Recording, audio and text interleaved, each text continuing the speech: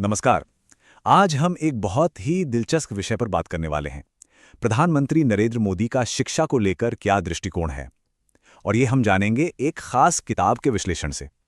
तो चलिए देखते हैं कि इस अध्ययन में क्या खास बातें सामने आती हैं। तो हमारी ये पूरी बातचीत आधारित है हेमंत कुमार आर्य और डॉक्टर राजीव अग्रवाल की किताब नरेंद्र मोदी के शैक्षिक विचार पर।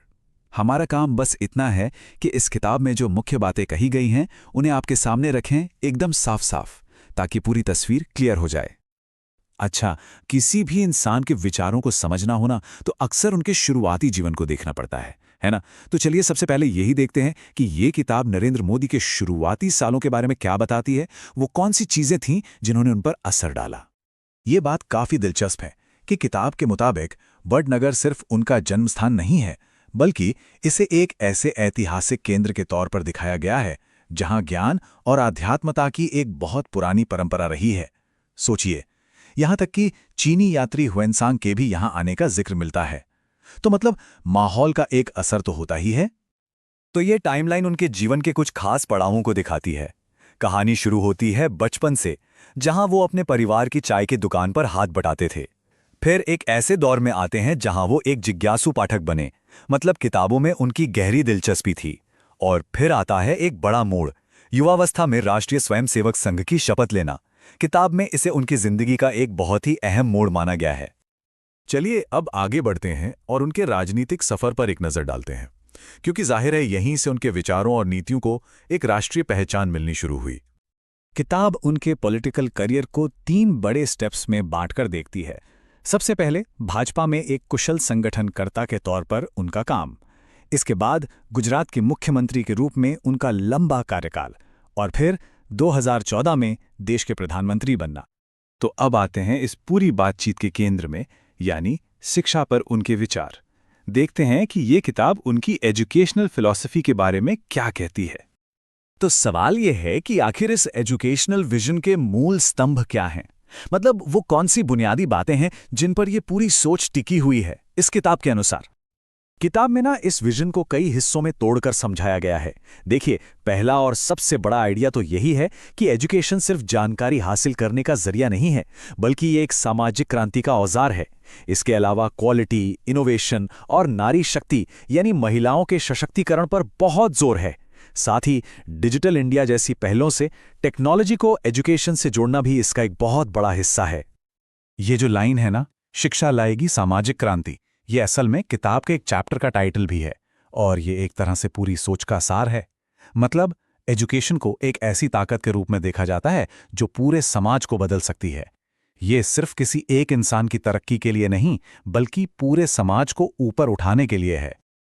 और जब बात महिला सशक्तिकरण की आती है तो किताब एक बहुत ही पावरफुल फ्रेज पे जोर देती है, कन्यादान से पहले विद्यादान। ये पारंपरिक सोच से एक बड़ा बदलाव है। मतलब शादी से ज्यादा जरूरी है बेटियों को शिक्षा का तोहफा देना। अब बात करते हैं डिजिटल इंडिया की।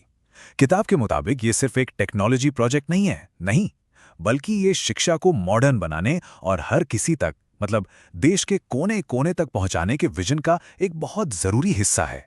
और इसका मेन मकसद है डिजिटल लिटरेसी को बढ़ाना। टीचर्स के रोल के बारे में भी इस किताब में एक खास नजरिया मिलता है। इसके मुताबिक एक टीचर का काम सिर्फ किताबी ज्ञान देना नहीं है, नहीं, उनकी 3 बड़ी जिम्मेदारियां हैं। पहली, छात्रों में संस्कार यानी वैल्यूज डालना, दूसरी, उन्हें ज्ञान देना, और तीसरी, उनके चरित्र का निर्माण करना। मतलब ये एक बहुत ही होलिस्टिक अप्रोच है ना? चलिए अब इस विश्लेषण के आखिरी हिस्से पर चलते हैं।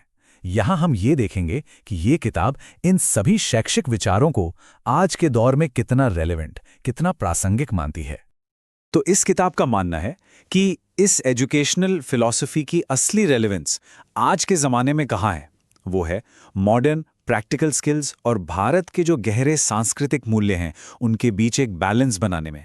मतलब एक ऐसी एजुकेशन जो हमें ग्लोबल कंपटीशन के लिए तो तैयार करे, पर साथ ही हमारी जड़ों से भी हमें जोड़े रखे। और इस बात को और गहराई से समझाने के लिए किताब हमें इतिहास में भी ले जाती है, खासकर भारतीय शिक्षा में भाषा को लेकर जो बहसें हुई हैं वहां। ये दिखाती है कि कैसे अलग अलग कमीशन ने समय समय पर स्थानीय भाषाओं और मातृभाषा में पढ़ाई की वकालत की है, और ये बहस तो आज भी उतनी ही जरूरी है।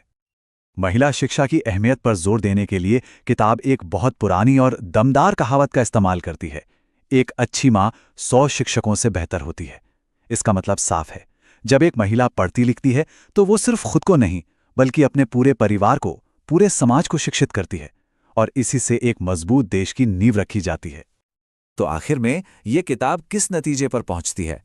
लबुल-लुआब ये है कि इस पूरे शैक्षिक विजन का सबसे बड़ा मकसद ऐसे नागरिक तैयार करना है जो ग्लोबल लेवल पर तो कॉम्पिटेंट हो, दुनिया के साथ कदम से कदम मिलाकर चलें, लेकिन साथ ही अपनी भारतीय पहचान और अपने मूल्यों से भी गहराई से जुड़े रहें। तो हम इस बातचीत को यहीं एक बड़े सवाल के साथ छोड़ते हैं। ये जो शैक्षिक विचार हैं, जिनका जिक्र इस अध्ययन में किया गया है, ये भारत के भविष्य को आखिर किस तरह से आकार देंगे? ये एक ऐसा सवाल है जिस पर हम सबको सोचने की जरूरत है।